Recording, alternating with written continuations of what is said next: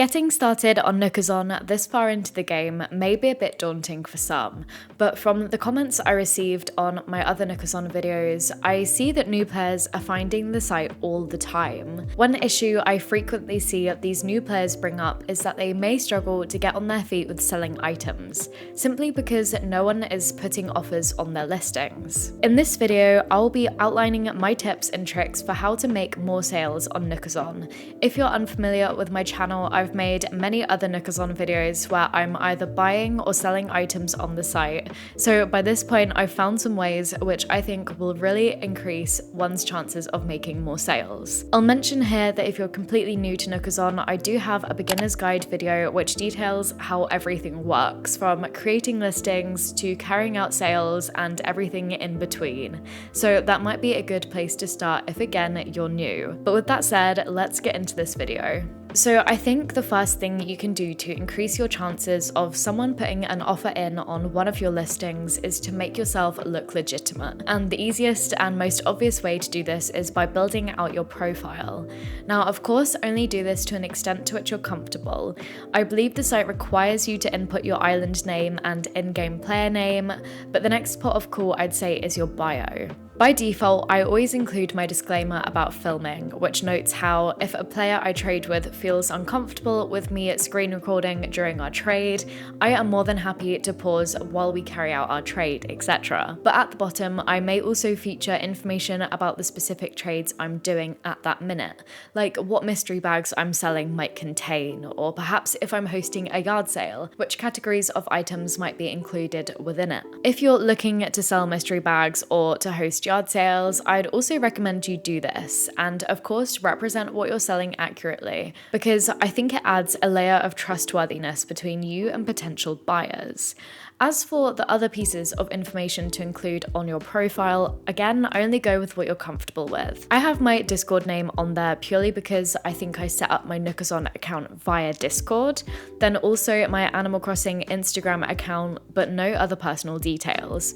But if you have an up-to-date DA, feel free to also put that on there, or also I believe you can put in your creator code if you have one. The aim of building out your profile is to distinguish yourself as an actual player, rather than scam accounts or dodgy Treasure Island promo accounts which I've seen popping up on occasions recently. So speaking of building your credibility on Nookazon, the biggest piece of advice I can give to players who are new to the site is to focus on building your reviews and star ratings. Now, doing this may sound fairly simple, but from personal experience, I'll say that this can take time to do, and you have to be careful to maintain a 5-star rating. Why would somebody want to potentially buy from a player who has 3 stars when they could buy from 10 others who all have a full 5-star rating? But let's go back a step here and talk about very generally how you can increase your reviews. After you complete a trade with a player, you have the option to leave them a review or a star rating as well as a short comment. So to all the new players starting from 0, how do you build your reviews when no one is putting in offers on your listings in the first place? I'd suggest that you don't head straight into selling, but instead start by buying from other players to at least get those first 5 or so review scores under your belt. Now, I'm not just recommending that you go and buy things for the sake of it, just to get your first reviews.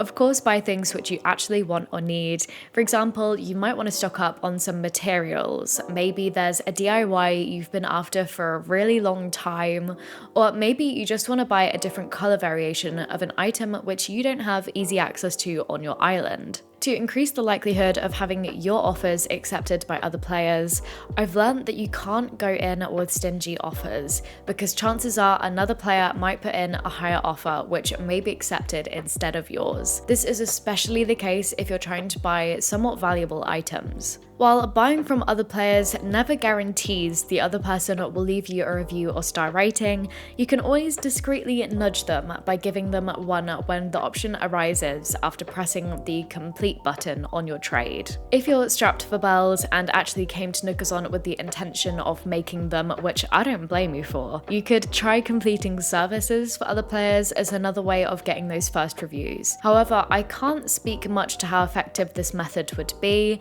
as I haven't really played around with the services part of Nookazon yet, but that's just something else to think about and try for sure. But again, if you don't have those reviews behind you first, how much other players would trust you to come to your island and say, give you access to the tools and whatever, I'm not 100% sure about. Okay, so let's say now you've bought some stuff, you've got some reviews behind you, and you're now looking to make some bells or Nook Mile tickets by selling things yourself. You post your listings, but still, no one wants to make any offers. This can be for a multitude of reasons, but what I've learned during my time so far trading on Nookazon is what, how, and when you sell really matters. So let's break this down a little bit more. In terms of what you're selling, I'd say avoid selling super low value items like very basic DIY recipes, for example. If you do find yourself with a lot of quote unquote basic items, find more creative ways to sell them, like for example in mystery grab bags or by hosting yard sales. I've certainly found myself in these positions where after making other Nookazon videos, for example,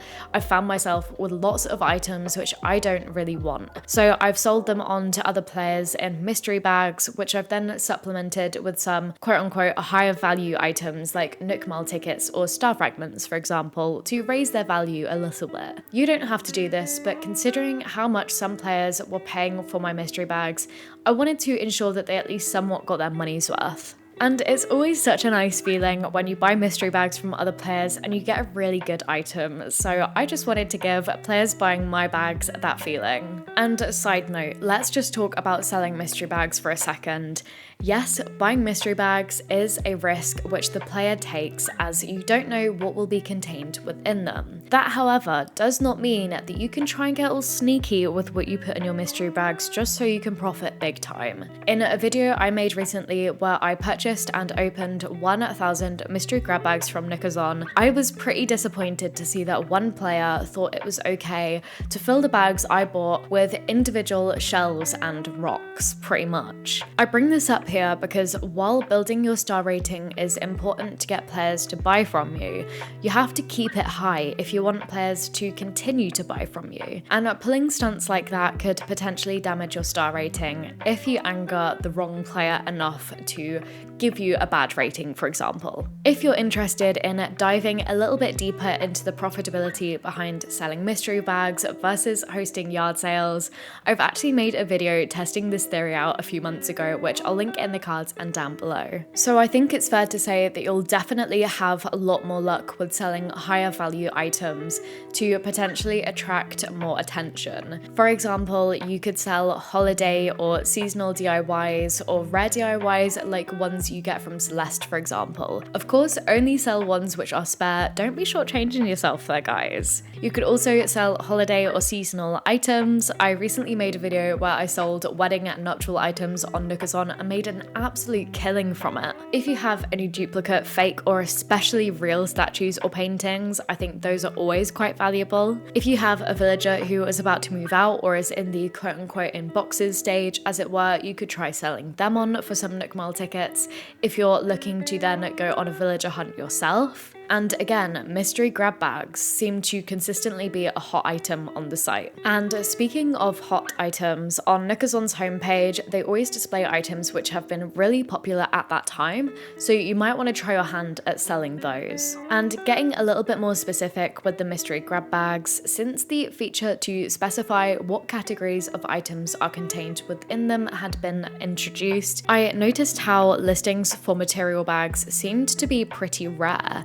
So if you have a lot of materials stored up or fancy venturing to a few mystery islands, this could probably be quite profitable, I'd say. This is by no means an exhaustive list of the items you could sell, but just some ideas.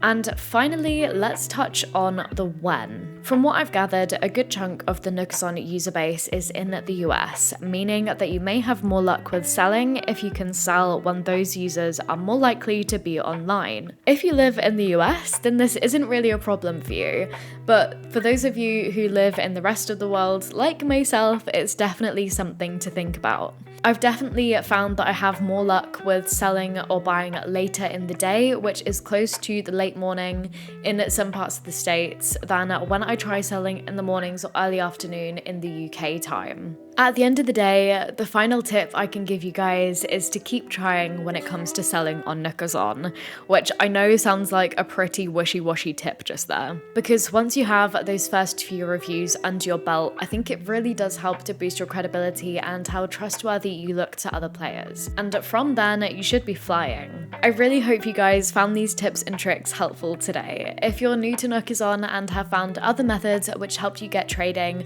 or if you are a veteran to the site with thousands of reviews, please also share your wisdom. But with that being said, guys, I hope you enjoyed this video.